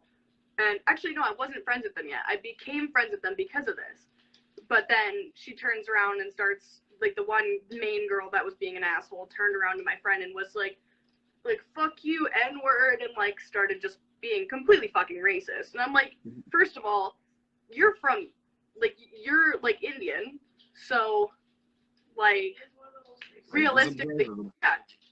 I'm like, why if you obviously get racism because you are a person of color, why would you be racist to people? Like, what? So I was just like, that's not fucking cool. We don't stand for racism. We're not cool with that. And then the one girl just shoved me, and I just fucking boom! And I ended up ripping out her nose ring accidentally, a complete accident. I punched her in the right spot. And I was like, that's what you get for being a racist. And then her other 3 friends came at me, and then I went outside and their brother was outside and punched me, and I was like, oh, boys on girls now. And my friends were like, dudes are hitting chicks? All right. And they ran in and just started fucking all of them up, and I was like, cool. And Yeah. it was just like, y'all are racist. It doesn't matter if you're a guy or a girl at this point. You're attacking people. So Yeah. it was kind of like dudes hitting chicks and chicks hitting dudes, and it was weird, but I don't think they're racist anymore because they came up to me at the bar after, like, the next weekend and was like, I'm so sorry. And I'm like, you fucking should be. Like, I think a lot of the time people say horrible shit. And don't get me wrong, I'm not saying they're not racist. Like, that's not at all what I'm saying. But I think they say horrible shit, especially when they're drunk, because they think they can get away with it. They think that they're being funny. They think that who knows what the fuck. And then they say it, and then they suffer the consequences, and they have to fucking own that shit. no, I'll gladly punch a fucking racist. I don't give a shit. Oh, yeah, 10 times out of 10. I have zero fucking problems. And it's annoying because, you know, we still get told every now and then that Calgary Beer Corps is racist, and we support, apparently we're huge fans of the Soldiers of Odin and all this shit. And I'm like, no, I've marched on the other side of the fucking conversation with those guys. Yeah, you're on the side of history. Yeah. I'm not fucking, I don't fuck with that at all. And if I see racism, I call it out. Or at least, you know, I try to. You know, they're like, I've got friends that will say, in the company of white folk, they will say things that are racist. And then I'll be like, are you fucking kidding me? Yeah. We're not fucking doing this. Because there's no, I have no space for that in my life. And if people think that that's hilarious, it's probably because they're stupid as fuck and they don't know any better. Well, they know better. That's why they hold off to do it until, like, it's just you know, a bunch of white folk around, and then when I call them on it, they back down pretty fucking quick. Well, and you know, the thing is too is that, like, I feel like a lot of people up until, like, the BLM movement really started, like, kicking off, and everyone kind of was like, oh shit, okay. A lot of people didn't understand that, like, a lot of the shit, like, a lot of the jokes that they were making were actually, like, really racist, and, like, you can't fucking say that. Like, I've made my fair share. I'm completely honest. I've made my fair share of racist jokes. I've definitely said the N-word a lot. And, you know, my thing was, I'd say it sometimes when, you know, it was like everyone else was saying it when I was younger, or up until recently, I didn't really know that it wasn't okay to say it when it was in a song. It just didn't click with me that that's not okay. Not recently, like probably a year ago is when I kind of made it click, and I was like, oh shit, yeah, you're still saying it, even though it's in a song, you're still saying it. And I was like, okay, yeah, that's something I need to stop doing. Yep. But I didn't really think about it and, like, take a step back and be like, just because they're lyrics doesn't make it okay. Yeah. But definitely growing up in, like, the situation that I did and being in the shelter and hanging out with at-risk people a lot and stuff like that, and, you know, hanging out with a lot of, like, gang members and stuff like that, it definitely was kind of just, like, okay.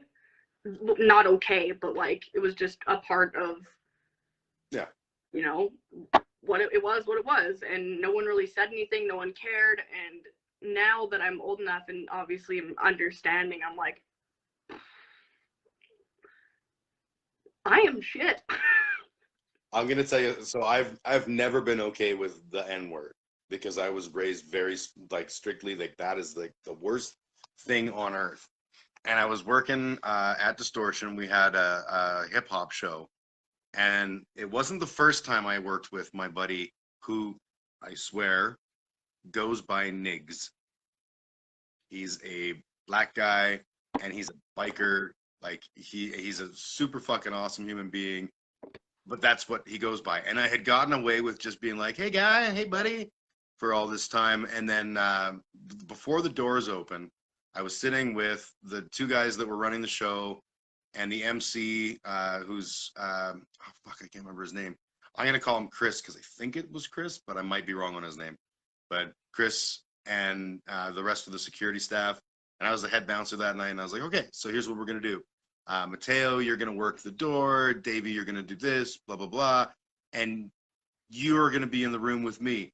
And the MC, who we're calling Chris, he's like, you can't say it, can you? And I was like, say what? He's like, say his name. Say his name. I was like, Niggs. And they just fucking broke out laughing. They're like, you can't say it. Dude, you're a good person. Oh my God, it's so rad.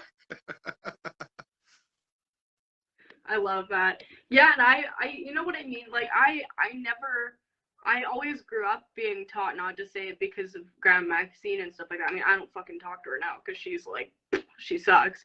But I always knew not to say it, and I always knew that it was a bad thing to say and that it wasn't fucking okay. And Yeah.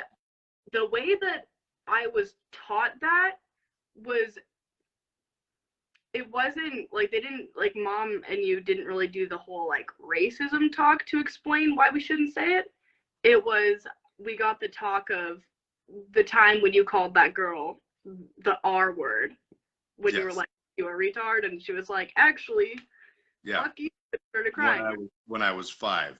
Yeah, but Yeah. that's what I always remembered. And even saying it, like, I was always uncomfortable saying it, but it was kind of just, I grew up in a kind of, I guess, community, like, you know, a friend group that was like, everyone said it, and I was like, super uncomfortable, but everyone's doing it. I mean, everyone's doing math, and I did that, so, I mean, fuck it, right? And now I've learned and stuff, obviously, and I haven't said it in a very long time, but, like, when I went to the BLM march here, we didn't get to stay for the actual march, but I went with my friend Cass. We went to, like, when everyone was still talking and stuff, and we were there for about an hour, and then we got there late, and we had to go to, like, the car was loaded up to go camping up at the cabins. Yep. So we were there for about an hour, but there was this guy, and like, it's weird because Kelowna's a very small place, and you kind of think like there's not really racism here. Like, sure, like every once in a while, yeah, but like you witness it and you're like, damn, that was racist, and you say something. But there was this guy that was talking, and he was talking about how he was in the grocery store like a week before this, and like he was in line and some lady was standing like right behind him, and he was like, excuse me ma'am, like it's COVID, like can you please back up? And she was like, fuck you, N-word, like you're, like, go back to where you're from. And he was like, I'm from Kelowna, I was born in KGH, like I'm from here, where are you from? And she was like, oh, I'm from like whatever, like Toronto or something. And he was like, well, go back to where you're from. Like, how does that fucking feel? Go back, you're not welcome in my city. Like, how does that feel? And when he was talking about that, I was like, I've definitely witnessed that. And you don't really, it doesn't really click with you. And you're just kind of like, I've definitely seen it, and not said anything. That's the thing about like being in the majority is sometimes you don't even notice, right? I've walked away from conversations and then been like, holy fuck, what the hell? And then I feel bad because I didn't say anything because I didn't pick up on it. You know, like it's easy when people are saying obvious shit, but it's not always obvious, and that sucks. And it's the whole like language of the oppressor thing, and there are certain things that like I'm struggling right now. Crazy and words like that are words that I'm trying to sort of control myself using. Yeah. Because they are pejoratives that, you know, insult some people. And Yeah. you know, before anyone gets all uppity, oh, cancel culture, blah blah blah blah blah. If there's a word coming out of my mouth or a phrase or a means of communicating, and a good example is pronouns, right? If I'm using the wrong pronouns for someone and they correct me, that's me, you know, learning an important lesson. And I can choose to be an absolute cunt and be like, well, I don't care. You're going to just be the gender I assign you, motherfucker. Or I can try and grow as a human being and like, okay, well, I'll try to do better. And So, crazy was one. Like, I've heard people saying in the past, in the last little while, like, it's pejorative. It's, makes people who are dealing with mental illness feel bad. And I'm like, oh, that, hits me in the heart. I don't want to do that. I don't want to make people feel bad. And it's funny because, like, it's only in those moments that you realize just how fucking much you say these words, I say, without thinking about it, yeah, you know? like, And I love, like, I didn't use, and this isn't to blame or anything, but I did not really say, like, retarded or anything like that. My friends all do because, well, we're not meaning it in that way, right? And yeah, in the last, like, few months, I've been talking to Karina a lot, right? And she says it, but she means it in the literal dictionary term. And I found myself saying it, and I don't mean it in, like, the bad way, right? I mean, in, like, the literal dictionary term. And I'm like, there's so many other words in this that I could use. and that's the thing that, yeah, that's the thing that annoys me about that with her. And like, this is my best friend, and I know, we've had this conversation, and I know what she means, and Yeah. what it boils down to is whether you mean it the right way or the wrong way. Like when I say, well, that's crazy, clearly it is a socially understood norm that what I mean is that doesn't make sense. Yeah. And my meaning it that way doesn't mean shit. And that's one of those things Karina does that frustrates me, because I love her to pieces, and she's such a caring, wonderful person who doesn't want to hurt anyone's feelings, but she gets puritanical about certain words. And it's not like, I went through a phase of like, well, they and them are plural. And I had to correct that because I had to accept the fact that, someone presented me with the example of like, when you are referring to someone and gender is not a part of the conversation, like, yeah, well, I'm going to meet up with them later. Yeah. And absolutely, you're talking about a singular, but it's a perfectly acceptable pronoun. And as soon as I said that, I was like, oh, I'm an asshole, and I need to not be an asshole anymore. Yeah. And I do catch myself still, because I've never really been around anyone that was non-binary before. So I do still catch myself. Not when people don't present as both, but often if I meet people that, if I know off the bat that they're like they them, it's fine. But like I had one friend that they present only female, and they're born female, so it's very like they wear like crop tops and boob tops and skirts, and Yeah. like They are what you historically have always considered female. yeah. And they were like, well, because I was like, oh, I'm gonna hang out with Ash, she's giving me some clothes or whatever, to my roommate. And then they were like, oh no, like I'm they, even my passport has an X on it instead of like the gender and all that, and like my ID and everything, I had it changed. And I'm like, oh. And even when I was friends with them, we're not friends now, but even when I was friends with them, I often found myself saying she, because they were presenting solely female. And the only time that they ever presented male, I never saw it. But they had like a male cosplay account on Instagram, and I would sometimes see photos from that, but not while we were friends, just like from before. Yeah. So it kind of confused me a little bit, but I mean, people are free to do whatever they want, but it still kind of fucked with my head, because I was like, I'm being an asshole, but I keep saying she, and I know that it's not she, it's just like the pronoun is they.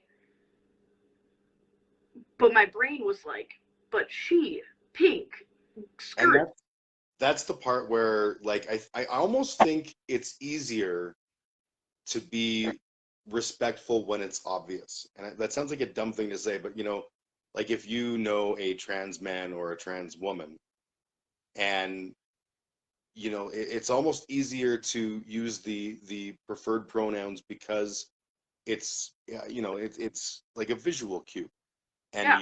you make that association when it's someone who it's not as sort of cut and dried as that. And they, them is a good example Yeah. where it becomes very like, it's ingrained in how we think. And that is a constant reminder for us to think better, right? Yeah. You know, been like one of my roommates, Hannah, she's a trans woman, and Hannah doesn't often dress very feminine and doesn't wear makeup and stuff, but like she has long hair and you know she talks feminine and stuff like that, and I've never had a problem with calling her he or anything like that, because off the bat I knew. Yeah. And I've like dated a couple trans people and stuff like that, so I'm used to like trans, and I'm used to like non-binary now, but at the beginning of it, it was really confusing for me. And like now I totally get it. I'm like, I'll just call you whatever you want to be called. But at the beginning, because Ash was my first friend that was non-binary, it was kind of like, oh, but you look like a girl. Yeah. And I didn't understand that gender isn't clothing, and it didn't really click with me right away. So I like, now I'm all good, and I'm like, okay, Ash, you're Ash. We're not friends, but you go be a person over there and fuck off. Yeah. Fuck off and die. Go over there. But I do my level best to be respectful no matter what I'm doing, just because I think that that's an important character quality. And yeah. so I really beat myself up. Like, there was a trans woman that was working at one of the distilleries, and I had known them previously as a man. And when I heard that they had started to go through the process of sort of embracing their own trans nature, however, you know, whatever the words are for that, but they started transitioning. Yeah. I was so happy because what I heard about them was that they were happy. And this was not a person that I had ever associated with being happy. So I was like, that's amazing. I'm so happy.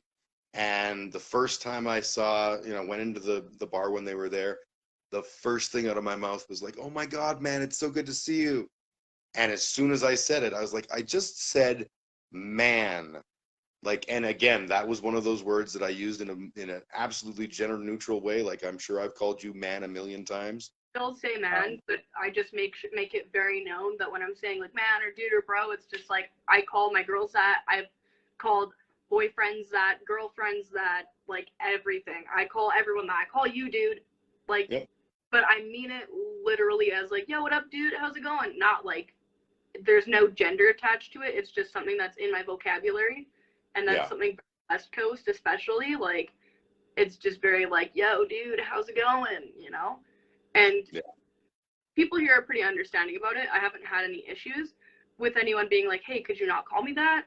Everyone's pretty like, even like people that are non-binary or trans or anything like that,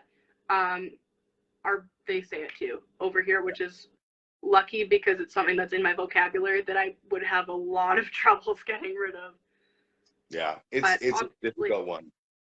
But obviously, if someone were to ever say, hey, could you not call me that, I would try my best not to, but I would be honest and say, hey, like, this is really in my vocabulary. I call literally everyone this and have pretty much my entire life. So bear with me to try and, like, while I'm trying to, like, get it out of my vocabulary, but it might come up. But I haven't really had any run-ins with anyone that's like, hey, could you not call me this or anything like that, which is and that was cool. that was what the situation was I immediately was like, oh, I'm sorry. And she looked at me and was like, Jim, I know that was not you being an asshole. I get it. I love you. Don't worry about it. Yeah. And you know, like that became a thing that I was like, I have to do better. And it's a bitch because it isn't readily translatable to most aspects of your life. Like if you start referring to your cisgendered colleagues as they or them, people start getting snarky about that, and it's like, fuck. So I think we just need to beat the world up and make it understand that we're right and they're wrong. Yeah, and the nice thing too is like the way that I've kind of made it easier for everyone, so that way, like a lot of my friends are like, I'll first meet one of their friends, and they're like, oh, what's your pronoun? And I'm like, call me whatever you want, just don't call me late to dinner. I'm not non-binary. I'm not really anything. I'm just kind of Emma or Peach, whatever people want to call me. You know what I mean? I'm like, you can literally yell at me and be like, yo, bitch, and I'll be like, hey, what up? Because I just will literally answer to anything. I'm basically a dog. I will answer to anything. It makes it a lot easier for people because some people only know me as Peach. A lot of people only know me as Peach, actually. Even like my downstairs tenant, she only really calls me Peach. She doesn't call me Emma. My last house, same thing. Everyone just called me Peach. It's just a nickname, but it's like kind of like whatever you want to fucking call me. Just, don't call me late for dinner. Yeah. You refer to me as he, and I would just be like, all right. Yeah. And that's, to me, like I've always had a pretty, thick skin about what people call me, and I don't really give much of a shit. Yeah. So, and that also makes it awkward to catch myself when I'm fucking up, because like it's the kind of thing that I wouldn't do for myself, but I want to do for other people. Anyways, kiddo, I should probably call it a night. I'm old and I need to scrub some dishes and do the stupid adult shit and all that kind of stuff. Do the dad things. But thank you for chatting with me tonight, and I appreciate it. We chat all the time, but it was nice to share these with the world. Yep, they can see how much I'm like you. We're dear. I'm fucked. Yeah. You come by whatever awful happens to you. You come by it honestly. Yeah. All right, I love you. I hope you have a safe, stable, awesome rest of your year. I hope the COVID people that are, dripping ooze stay the fuck away from you, and just know that I love you. And I'm proud of Thank you. you. You're welcome. Good night, kiddo. Night.